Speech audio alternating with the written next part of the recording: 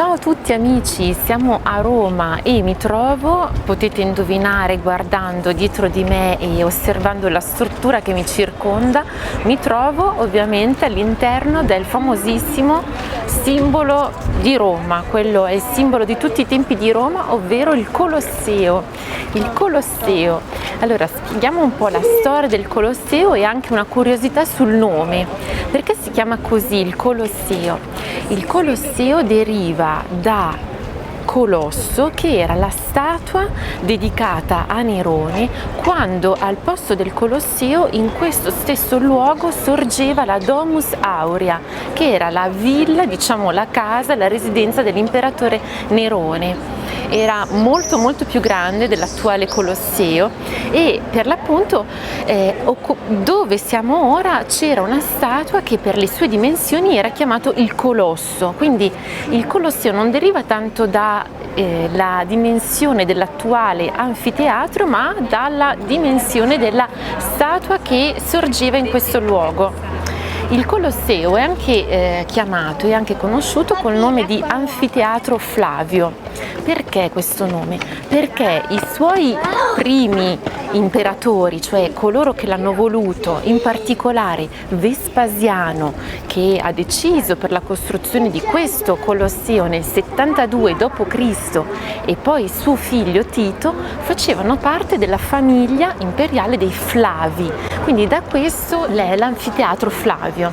E anfiteatro che cosa vuol dire? Altro non è che la parola greca per indicare doppio teatro. In effetti è un teatro circolare, quindi è un doppio teatro, anfiteatro dal greco. Come dicevo, è stato proprio l'imperatore Vespasiano che nel 72 d.C. decide di costruire il Colosseo. E perché? Lo fa per in qualche modo ripulire la memoria del suo predecessore Nerone, che non era stato molto amato dai romani, e per quindi offrire un luogo per il popolo romano e poi ovviamente anche come strumento politico, come strumento di propaganda politica.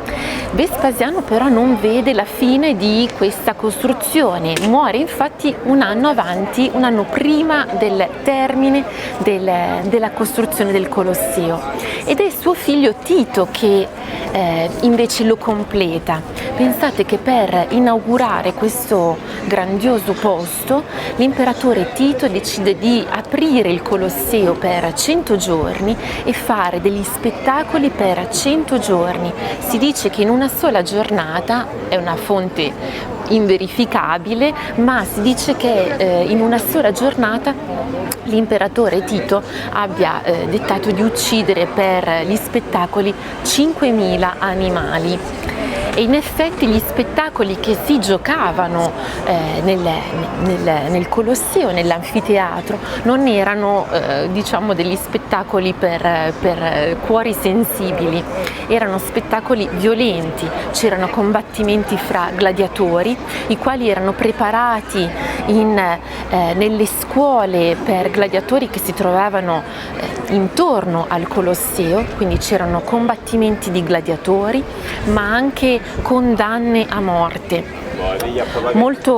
alcune molto violente e crudeli.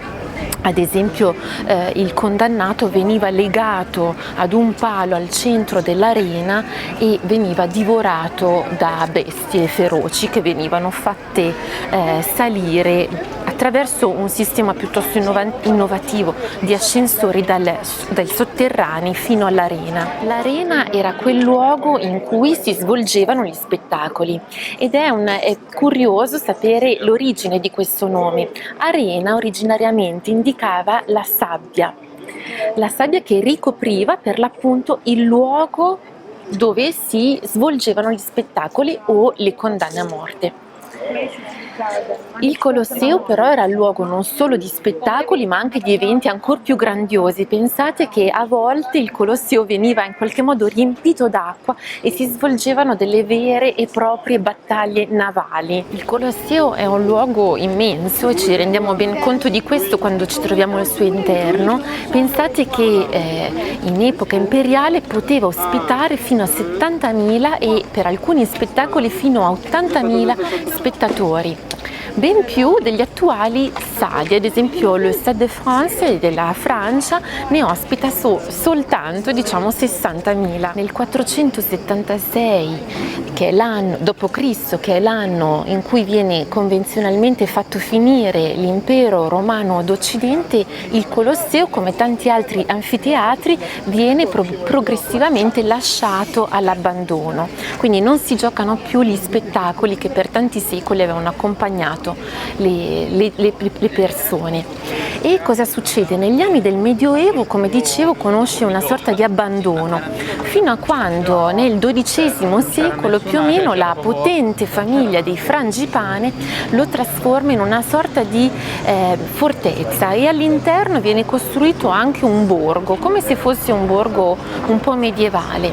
Negli anni è stato anche progettato di costruire una chiesa, ma i progetti sono più o meno stati abbandonati. Il Colosseo oggi, come lo vediamo, presenta una forma particolare, è in qualche modo tagliato.